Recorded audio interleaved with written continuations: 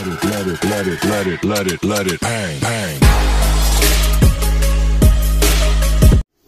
Hello बच्चों, welcome back to my YouTube channel. बच्चों, आज हम इस वीडियो के माध्यम से क्लास 12 के फिजिक्स के बहुविकल्पी को क्वेश्चन को सॉल्व करेंगे, जो हमारे 2023 के पेपर के लिए बहुत ही इम्पोर्टेंट है। इस वीडियो के माध्यम से आपको हम ऐसे 20 क्वेश्चन को सॉल्व कराएंगे जो 2023 के पेपर में 100% चांस है कि ये फंसेगा। यहाँ पर आप देख सकते हैं हमने 20 सेट बनाया है जो बहुत ही मोस्ट इम्पोर्टेंट क्वेश्चन है। तो आइए हम लोग एक एक करके सभी क्वेश्चन को सॉल्व करते हैं। और यदि आप हमारे चैनल पर नए हैं तो चैनल को सब्सक्राइब और वीडियो को लाइक जरूर कर दें। चलिए तो शुरू करते हैं क्वेश्चन नंबर 1 से। कह रहा है कि किसी वस्तु पर न्यूनतम आवेश हो सकता है। मान लीजिए कोई भी वस्तु है तो उसमें न्यूनतम आवेश है, जो चार्ज होता है हम लोग का मिनिमम कितना हो सकता है। तो हम लोग का मिनिमम चार्ज जो होता है हमारे यहाँ पर ऑप्शन 4 दिया है 1 कूलाम, 1 स्थैतिक कूलाम, एक सी पर दिया है 1.6 इंटू 10⁻19 कूलाम और डी दिया है 3.2 इंटू 10⁻19 कूलाम। तो ये याद रखिए दोस्तों कि जो आवेश होता है हमेशा हमारा कितना होता है 1.6 इंटू 10⁻19 कूलाम होता है। अतः हमारा ऑप्शन नंबर सी सही है। ये वाला क्वेश्चन हमारे बोर्ड के परीक्षाओं में हमेशा पूछता है, तो ये क्वेश्चन तो हमेशा याद करके याद जाइए।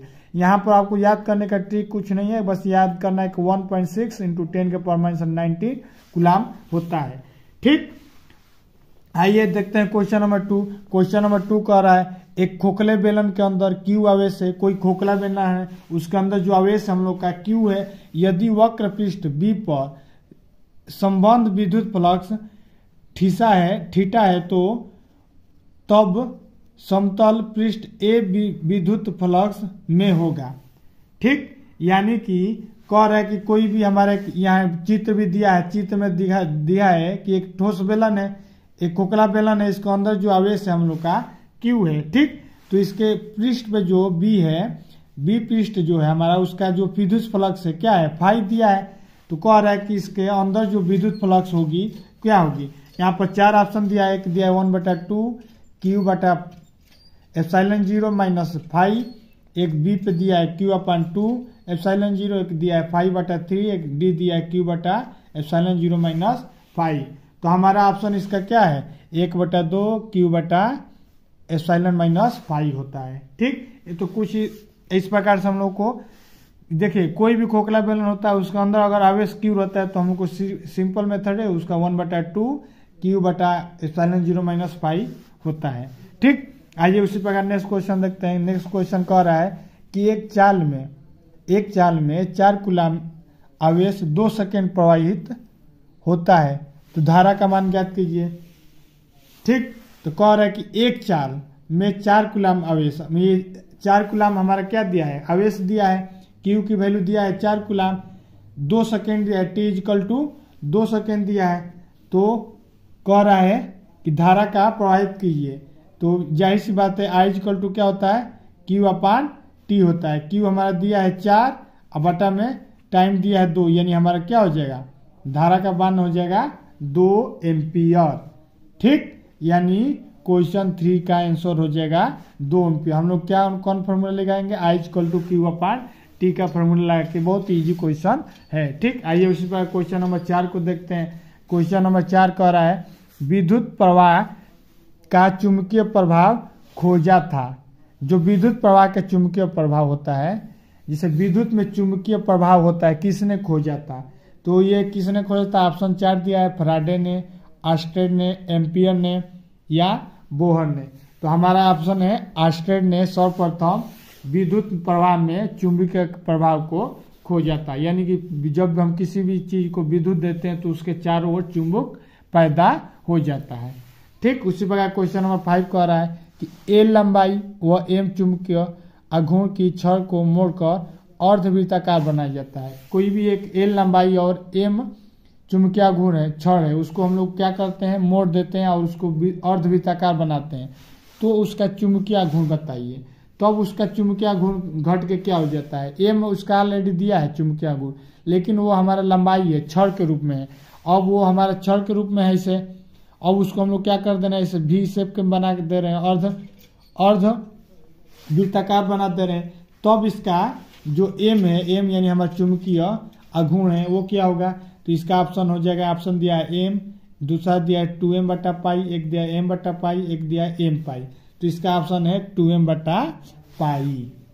ठीक, तो इस प्रकार से हम लोग इसका क्वेश्चन, अगर कोई n लंबाई का छड़ है उसको अर्धवृत्ताकार कर दिया जाएगा तो क्या हो जाएगा? 2m अपान 2 पाई से हम लोग का क्या हो जाता है? गुणा हो जाता है। m रहेगा उसमें 2 पाई से गुणा हो जाएगा। ठीक, अगर पूरा उसको वृत्त बना दिया जाएगा तो ये केवल हो जाएगा m अपान पाई, 2 नहीं रहता है।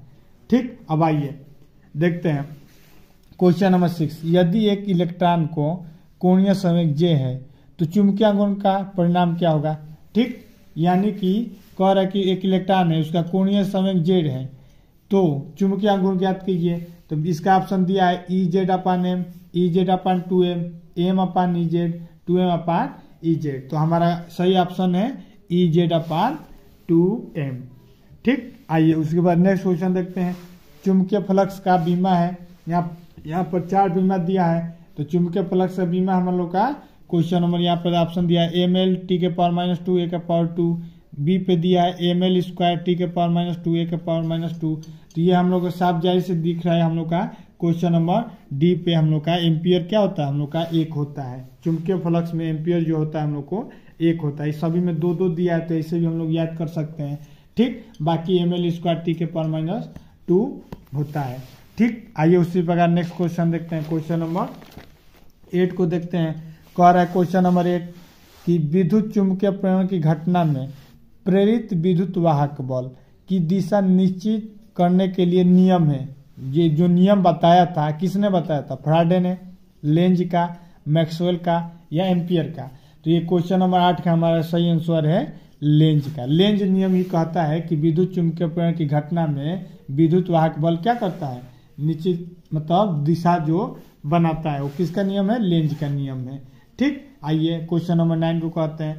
कह रहा है भारतवर्ष में प्रत्यावर्ती धारा की आवृत्ति कितना होती है? जाहिर सी बात है, हम लोग का इसमें ऑप्शन दिया है 50 हर्ट्ज, वही होता है हम लोग का 50 हर्ट्ज। 60 हर्ट्ज जो है हमारा अमेरिका में होता है, 30 हर्ट्ज होता ही नहीं, 120 हर्ट्ज भी नहीं होता है। ठीक, या तो 50 होगा या तो मैक्सिमम 60 होता है। तो पूरे भारतवर्ष में हम लोग का 50 हर्ट्ज यानी फ्रीक्वेंसी जो होता है हम लोग का 50 हर्ट्ज का, हम लोग के घरों में जो फ्रीक्वेंसी आता है वो 50 हर्ट्ज का होता है। ठीक, लेकिन अमेरिका में या बहुत भी देशों में हम लोग का कई देशों में 60 हर्ट्ज का भी सब इलेक्ट्रिक पैदा होता है। ठीक, आइए क्वेश्चन नंबर 10 को देखते हैं। क्वेश्चन नंबर 10 कह रहा है कि समतल दर्पण पर एक किरण अविलंबित आपतित हो रही है, तो परावर्तन कोण ज्ञात कीजिए। जाहिर सी बात है, हमारा समतल दर्पण है, तो ये जो समतल दर्पण पे अगर कोई भी किरण आएगा तो सेम जिस एंगल से आएगा उसी एंगल से जाएगा, यानी कि ये हमारा 0 होगा।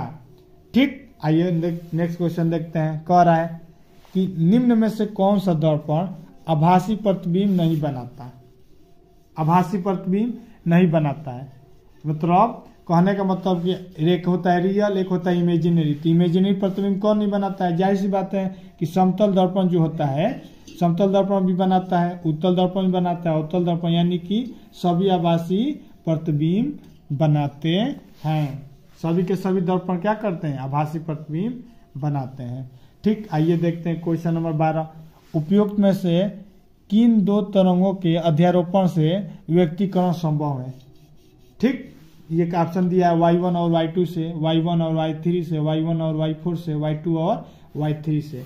तो अध्यारोपण जो व्यक्तीकरण से आप पढ़े होंगे कि 2 तरंग जो होता है, अध्यारोपण कब होगा? जब दोनों तरंग आपस में एक दूसरे एक ही पॉइंट से दोनों का तरंगदैर्घ्य साथ में निकले।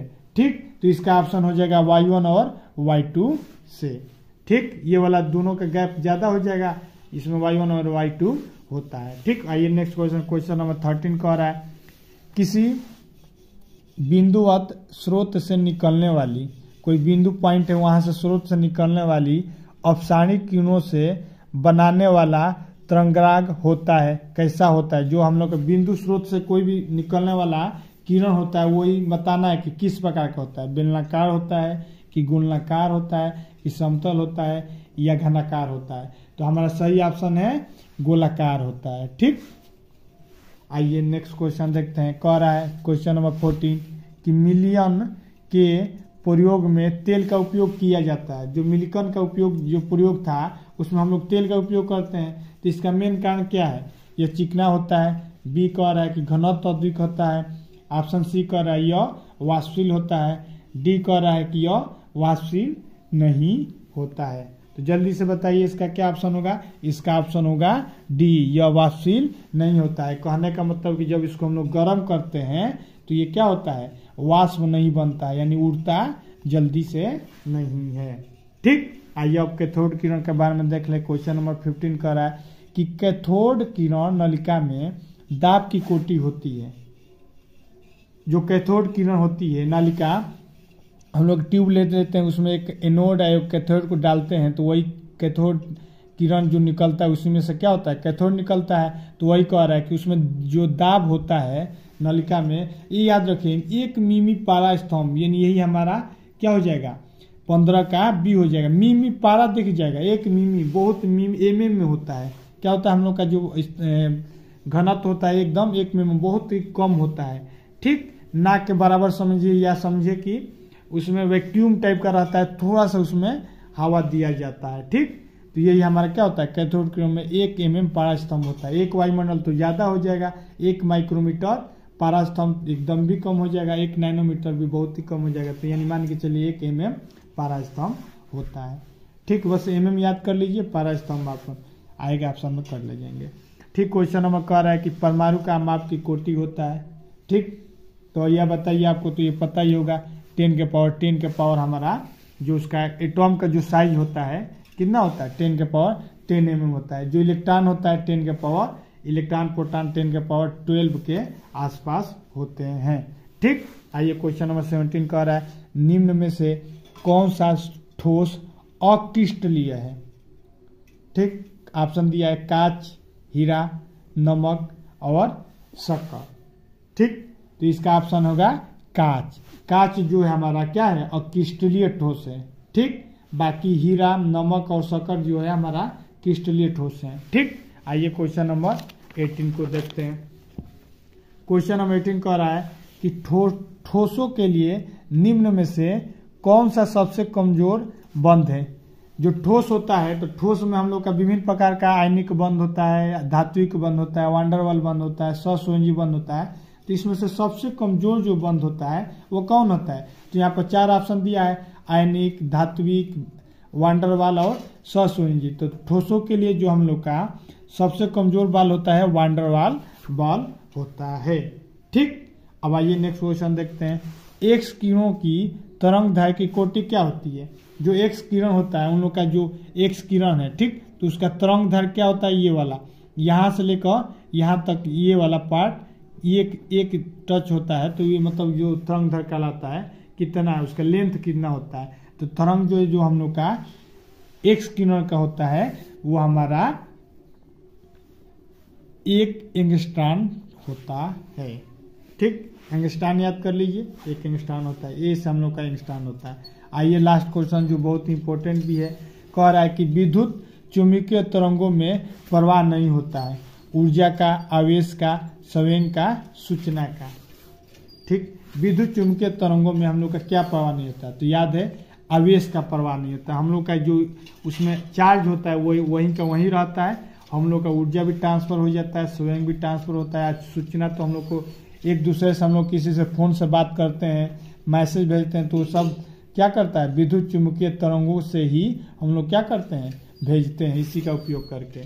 ठीक, यानी कि हम लोग आवेश को चाहेंगे कि भेज दें विद्युतीय चुंबकीय तरंगों से, तो हम लोग एक स्थान से दूसरे स्थान तक नहीं भेज सकते, लेकिन ऊर्जा, संवेग और सूचना को हम लोग भेज देते हैं। ठीक, तो इस प्रकार से हमने आपको 20 क्वेश्चन बहुत ही इंपॉर्टेंट, जो 2023 के पेपर के लिए बहुत ही इंपॉर्टेंट है, हमने आपको इस वीडियो के माध्यम से आपको बता दिया। यदि आपको ये वीडियो अच्छा लगा है तो वीडियो को लाइक और अपने दोस्तों को जरूर से जरूर शेयर करें।